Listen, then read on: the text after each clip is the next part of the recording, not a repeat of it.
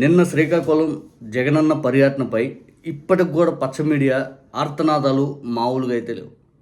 ఈ నిమిషానికి కూడా టీవీ5లో కూడా వాళ్ళే అదే డిబేట్ పెడతా ఉన్నారు. ఏబిఎన్లో అదే టాపిక్ మీద డిబేట్ పెడతా ఉన్నారు. వాళ్ళకి పూర్తి స్థాయిలో morning news, afternoon news, night news మొత్తం ఇదే. ఇంకా దాదాపు ఒక 2-3 రోజులు ఇంకా వాళ్ళ ఆర్తనాదాలు, వాళ్ళ ఏడుపులు, ఇంకా పెడబొబ్బులు అన్నీ మనం వినబోతూ ఉన్నాం. అందులో ముఖ్యంగా సాయంత్రం పూట నిన్న డిబేట్ పెట్టినటువంటి వెంకటకృష్ణ ఏడుపు అయితే మాత్రం, ఏంటి విశాఖపట్నం ఎయిర్పోర్ట్ దగ్గర నుంచి శ్రీకాకుళానికి 7-8 గంటల ఆయన విఐపి కాన్వాయ్ గట్టి 1.5 వెళ్ళిపోద్ది, ఎవరు కూడా అడ్డుండ్రు.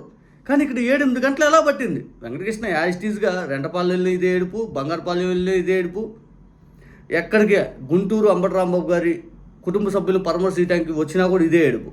ఎక్కడికి వెళ్ళినా వెంకటకృష్ణ ఏడుపు అనేది ఇలాగ ఉంటుంది. దాన్ని మనం అర్థం చేసుకోగలం. ఎందుకంటే వెంకటకృష్ణ ఏడుపు ఏంటంటే, అదే చంద్రబాబు నాయుడు గారు ఇట్లా 80 కిలోమీటర్లు కారులో ట్రావెల్ చేసిన ఎంతమంది జనాలు అనేది రారు. చంద్రబాబు నాయుడు గారికి గట్టికి గంటన్నరలో ఆయన చెప్పినట్టు విఐపి క్యాన్వే కాబట్టి వెళ్ళిపోద్ది.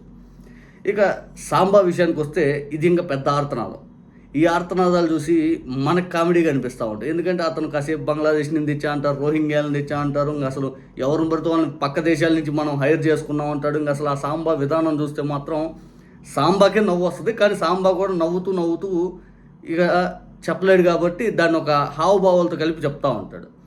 నిన్న సాంబా మాట్లాడతాడు, ఒక స్టోరీ సిట్టింగ్ అసలు భలే అల్లుతాడు. అబ్బా నిజంగా సాంబాలో ఈ క్వాలిటీ ఉందని చెప్పి నేను గమనిస్తున్నా. కానీ నిన్న మాత్రం భలే ఒక స్టోరీ అల్లాడు.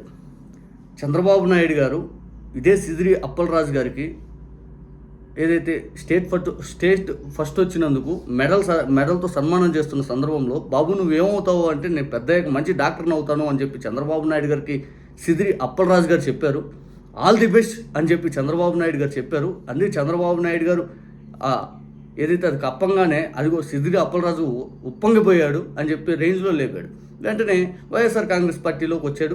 మంచి పేరు ప్రఖ్యాతులు కలిగినటువంటి డాక్టరు. ఆ వైఎస్ఆర్ పార్టీలోకి రాగానే అందరు తిట్టేస్తూ ఉన్నారు. ఆయన కూడా బూతులు తిట్టాడు, అని చెప్పి మాట్లాడతాడు. సిగ్గు, ఎగ్గు, బుద్ధి, జ్ఞానం ఎక్కడైనా ఉందా? ఎక్కడైనా? ఎందుకంటే సిదిరి అప్పలరాజు అనే వ్యక్తి మంచి పేరు ప్రఖ్యాతులు ఉన్న డాక్టర్. అలాగే ఉద్దానం లాంటి శాశ్వతమైన సమస్యకు పరిష్కారం చూపించడంలో ఆయన చొరవ కూడా ఎంతో ఉంది. ఆ ప్రాంతంలో మంత్రిగా ఆయన హయాంలో ఆ ఉద్దానం అనే ప్రాజెక్టు ముందు తీసుకెళ్ళి, నీకు ఇంతమంది మంత్రులు వచ్చారు, నీకు టెక్కలి లాంటి ఏదైతే ఒడ్డందుడైనటువంటి అచ్చెన్నాయుడు గారు ఎప్పుడు ప్రభుత్వం మంత్రి పదవి ఇచ్చాడు, ఎప్పుడేం చేశాడా? అట్లాంటివి చేయడు. సిదిరి అప్పలరాజు గారి పైన ఇప్పుడు ఏడుపు ఎందుకంటే కక్ష సాధింపు కావాలి. ఈ స్టోరీ టెల్లింగ్లో భాగంగా సిదిరి అప్పలరాజు గారు బాగా డబ్బులు సంపాదించాడంట.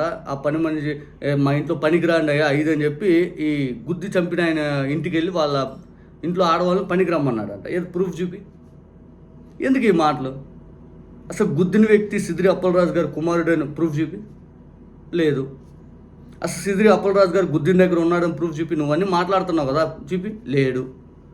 అసలు ఐసీయూలో ఉన్నాడు కుమారుడు అని చెప్పడానికి ఏదైనా ప్రూఫ్ చూపి అని అడిగాడు. అదైనా ప్రూఫ్ చూపి. ఇష్టం, ఇంక నీ ఇష్టం. స్టోరీ సిట్టింగ్, స్టోరీ టెల్లింగ్ అంతా. నీ ఆర్తనాదం, నీ బాధ అంతా ఎలా ఉందంటే, జగన్మోహన్ రెడ్డి గారు వెనక ఇంతమంది జనాలు ఎలా వస్తున్నారు, మనం ఇంత కూటమి అనేది బలంగా నించో 164 సీట్లు వచ్చినా కూడా ఇంకా కూడా జగన్ గారు వెనక లక్షలాది మంది జనాలు వెళ్తూ ఉన్నారంటే, మనం రోజు ఫేక్ న్యూస్లు ప్రచారం చేస్తున్నాం. దానివల్ల ఉపయోగం ఏంటి? దానివల్ల ఏం వచ్చింది? ఇంకా జగన్ గారు వెనక ఇంతమంది జనాలు వస్తుంటే రేపు మళ్ళీ ఆయన అధికారంలోకి వస్తారు అని మీ బాధ, మీ ఆలోచన అలాగే కనపడతా ఉంది. అంటే కడుపు మంట, మీ ఈర్ష్య, మీ ద్వేషం. ఇంత దుష్ప్రచారం చేస్తున్నాము, ఇంత వ్యక్తిత్వ హననం చేస్తున్నాము, ఇంత అబద్ధాలు చెప్తున్నాము, అయినా కూడా ఆయన వెనక జనాలు వస్తున్నారే, ఏంటి ఇది? అది తట్టుకు మీరు బాధపడిపోతూ ఉన్నారు. నేను 5 క్వశ్చన్లు అడుగుతా సాంబా. ఈ 5 క్వశ్చన్లకి సిదిరి అప్పలరాజు గారి కేసులో సమాధానం చెప్పు. రిమాండ్ రిపోర్ట్ మొత్తం ఒక పేజీలో ఎలా ఉంటుంది, ఇంకో పేజీలో ఎలా ఉంటుంది, వాళ్ళ ఇష్టం. రిమాండ్ రిపోర్ట్లు ఎట్లా పడితే అట్లా పెట్టారు. 5 క్వశ్చన్లు ఏంటంటే, ప్రమాద సమయంలో అసలు బైక్ నడిపిన వ్యక్తి ఎవరు? సిద్ధార్థనా లేకపోతే అరవ్ వర్మనా? నీకు పెట్రోల్ బంక్లో సీసీ ఫుటేజ్ని బట్టి గుద్దిని నువ్వు నిర్ధారించడం ఎలా నిర్ధారిస్తావు? సీసీటీవీ ఆయిల్ కొట్టించుకోవటం, కానీ గుద్దేటప్పుడు సీసీటీవీ ఉందా? అసలు ఎక్కడ ఎవరైనా సాక్ష్యదారులు ఎవరైనా చెప్పారా? ఎవరూ లేరు. నువ్వు ఎలా నిర్ధారిస్తావు?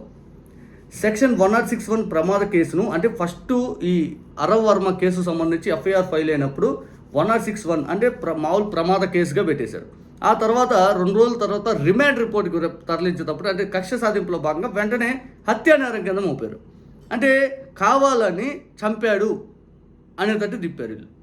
ఇది హత్యా నేరం కింద ఏదైతే ఎలా మారుస్తో తీవ్రమైంది కదా. కావాలని చిన్న పిల్లోడి మీద చంపడానికి మర్డర్ స్కెచెస్ మరి చంపారు అనేది నేరాలకి వెళ్ళి తిప్పుతారంటే ఆ కుర్రోడు భవిష్యత్తు ఏం కావాలి? ఎంత దారుణం ఇది. అప్పలరాజు ప్రమాద సమయంలో ఉన్నారని అందుకే కుట్రలు చేశారని నిరూపించే సాక్ష్యం ఏదైనా ఉందా? అసలు అప్పలరాజు అనే వ్యక్తి ఈ ప్రమాద సమయంలో ఉన్నాడా? దాని తగినట్టు ప్రూఫ్ చూపి.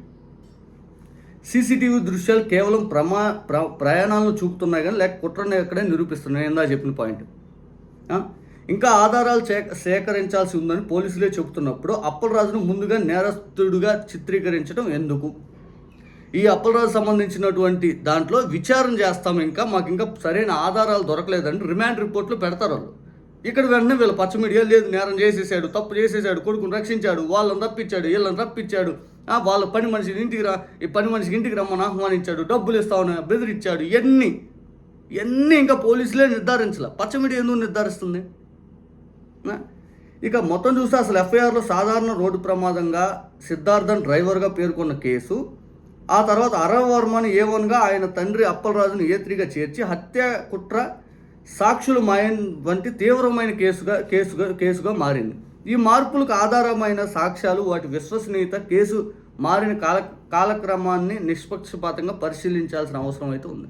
ఎక్కడైనా కానీ దీని తాలూకు ఏదైనా ప్రూఫ్ ఏదైనా ఇదిగో ఇది ఉంది అని చెప్తే దాని తర్వాత మాట్లాడవచ్చు. కానీ రిమాండ్ అనేది పంపించినాక మేము విచారిస్తాము అని చెప్పి పోలీసులే చెబుతున్నా కూడా మీరెందుకు ఇంకా ఇంత దారుణంగా ఆయన్ని ఆ చిన్న కుర్రోని హత్య చేసేసాడు. అసలు ప్రమాదం జరిగిన దాన్ని హత్యానేరం కింద మారిస్తే ఆ కుర్రోడు భవిష్యత్తు ఏంది? పచ్చ మీడియాకి ఇంత కడుపు మంట ఏంటి?